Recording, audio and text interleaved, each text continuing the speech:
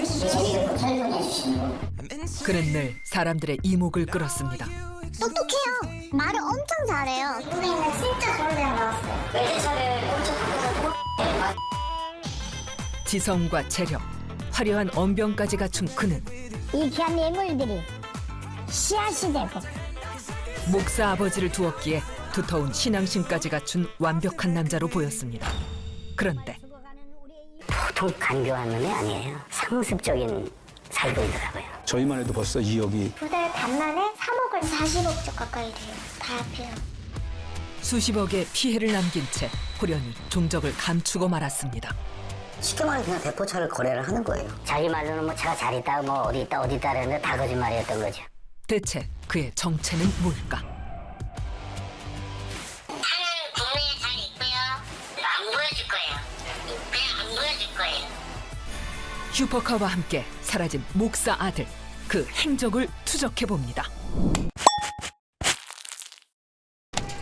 우리는 그에게 중고 외제차를 샀다는 또 다른 목사를 만났습니다. 고생했어요. 괜찮으세요? 주무셨어요? 본인 명의 차량 2대를 찾고 있다는 안 목사. 얼마 전 황당한 전화를 받았다는데요. 보험회사에서 저한테 전화가 왔었죠. 사고는 차량에 그 운전한 사람이 아들이 맞냐고. 우리 집에 지금 아들 따로 있는데 무슨 아들이냐고. 그렇게 이제 전화 통화가 시작이 돼서 그거를 이렇게 보내줬더라고. 그 계약서, 차 전세 계약서 이렇게 하고. 사고를 낸 차량 운전자가 보험사 직원에게 보여줬다는 자동차 전세 계약서입니다. 여기서 의문점. 누가 계약서를 작성했냐는 겁니다. 또 안 목사 명의의 차량을 몰던 남자는 대체 누구였을까요? 예, 안녕하세요. 계시죠? 예, 저는 저기 소유 차량 소유자거든요. 그럼 제 차를 그러면 어떻게 그렇게 차를 어디서 빌리신 거예요? 저도 동생이 알아봐서 가져온 건데 제가 사무실에서 차를 빌려준다 해가지고 제가 보증금이랑 돈을 주고 가져왔는데 전 처음에 문제가 없다고 해가지고 가져왔어요, 차 자체를. 그러니까 남자는 보증금 명목으로 약 1,500만 원을 주고 장기간 차량을 빌려 탔다는 겁니다. 그렇다면 사고 이후 안 목사의 차는 어떻게 됐을까? 결국엔 사무실에 한 일주일 전에 보냈어요, 다시 차를 돈을 받고서는. 어디 사무실에다가 차를 그 주셨어요? 서울 다시 차를 돌려줬거든요. 안 목사는 차를 임 씨에게 넘겼고 그 후 A라는 업체가 또 다른 사람에게 돈을 받고 차량을 넘긴 걸로 보이는데요. 그렇다면 안 목사의 차는 어쩌다 A 업체까지 흘러간 걸까? 제작진은 한 블로그에서 A 업체의 단서들을 찾아볼 수 있었습니다. 국내 최초 자동차 전세 업체라는 이곳. 그러면서 자동차 담보대출 업체라고도 홍보하고 있었습니다. 대체 이곳의 정체는 무엇일까? 그리고 왜 안 목사의 차량이 이곳에 있는 걸까? 법인 사업장 주소로 가서 직접 확인해 봐야겠습니다. 그런데 뭔가 이상합니다. 차고지도 사무실도 아닌 일반 아파트. 계세요. 이때 누군가 나옵니다. 안녕하세요. 혹시 저희 MBN 방송국에서 나왔는데 맞나요, 여기가? 제 부분이 안 돼서 무슨 말 하시는지 잘 모르겠는데. 그 관계자분 좀 뵙고 싶어서요. 삼촌이나 아빠가 그거 관련된 거 이제 이렇게 하는데 저는 아는 것도 몰라요. 아, 그래요? 어르신이 그렇게 하시는 거군요. 지금 아무도 안 계세요. 아, 그래요? 업체 대표에게 직접 연락을 시도해봤습니다. 여보세요? 네, 안녕하세요. 저기 MBN의 신충환 PD라고 합니다. MBN? 네네. 무슨 일로 그러실까요? 관련해서요. 말씀 좀 여쭈려고요. 이걸 내가 일단은 요청을 해볼게요. 이거를 해가지고 또 괜히 또 나쁜 놈을 또 만들어버리면 또 그러니까. 그는 임 씨와 연락이 되는 걸까? 왜 대체 그의 허락 없인 아무 이야기도 해줄 수 없다는 건지 궁금한데요. 얘기가 아니더라도 일단 피해자분들이 계신데 그분들 입장에서는 자기 차라도 한번 보고 싶다. 있는지 없는지도 모르겠고 이렇게 말씀을 하세요. 그건 저희가 따로 통화를 할게요. 걱정하지 마세요. 아니요, 통화가 아니라 저희는 보고 싶은 거죠. 차가 있는지를. 차주분들 인감증명서가 다 들어와 있거든요. 방송팀에서 그 차를 왜 확인을 하고 싶을까요? 이게 보니까 뭐 전세 자동차 뭐 이런 식으로 나와 있던데 네. 다른 사람이 운행을 하고 있는 거라고 저희가 봐야 되는 건가요, 그러면? 글쎄요. 뭐 해석은 알아서 하시면 되겠죠? 여보세요? 명의자가 아닌 제작진에겐 차량의 행방조차 알려둘 수 없다는 것. 제작진은 차량 명의자인 안 목사를 다시 찾았습니다. 그리고 다시 A 업체 대표와 통화를 시도했는데요. 여보세요? 네, 지금 차주님이 목사님이고요. 아, 네네네네. 네, 그래서 지금 확인을 하고 싶으신 거예요.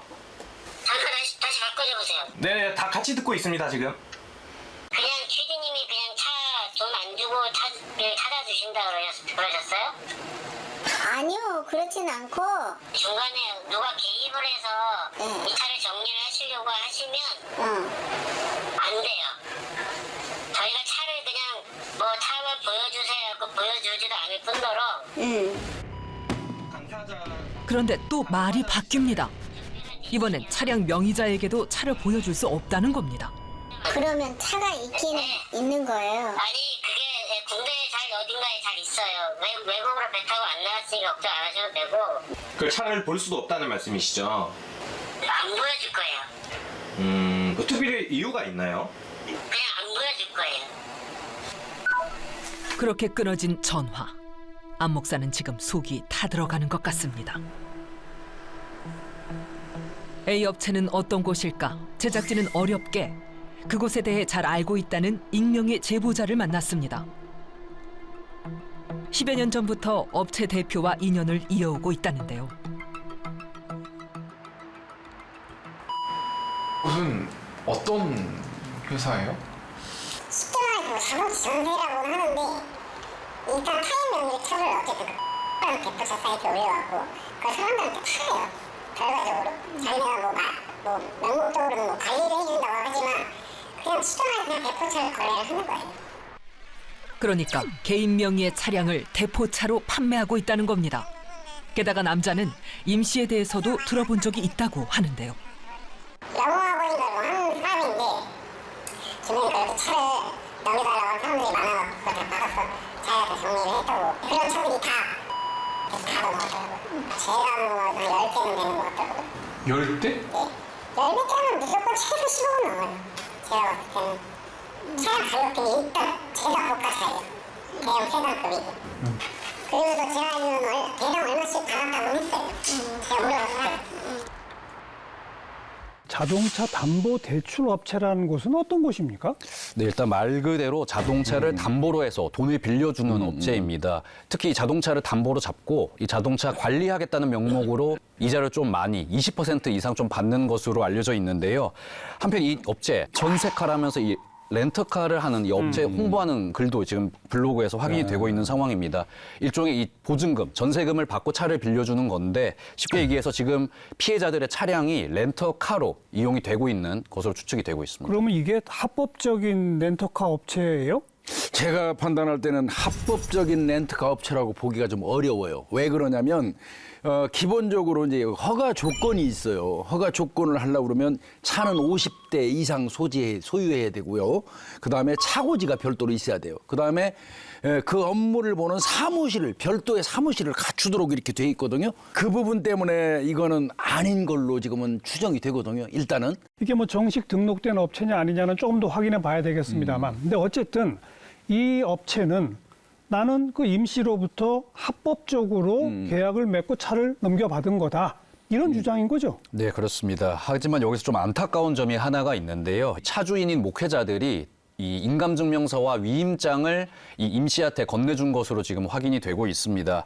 이 실제 법적으로도 인감증명서와 위임장이 있으면은 이 대리인에게 만약에 위임을 한다면 대리인이 이 차를 이용해서 좀 대출을 받는 것도 법적으로 문제가 없는 상황이거든요. 이게 이제 일반적으로 이야기하는 중고 자동차 명의 도용 사기 사건이라고 그래요.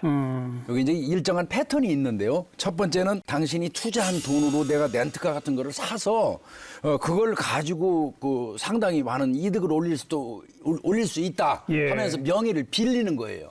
그 돈으로 이제 차량을 사가지고 한두 달은 좀 꽤 돈을 줘요, 실제로. 할부금을? 할부금도 내주고, 뭐, 이득이 난다면 조금이라도 이득금도 주고. 수익도? 그러면 철저하게 이제 믿기 시작하죠. 예. 그런 정도에 있다가 어느 날 갑자기 이제 그 차량을 대부업자라든지 뭐 이런 데로 돈 받고 넘겨버리는 그런 형태. 그리고 이제 잠적해버리는 거죠.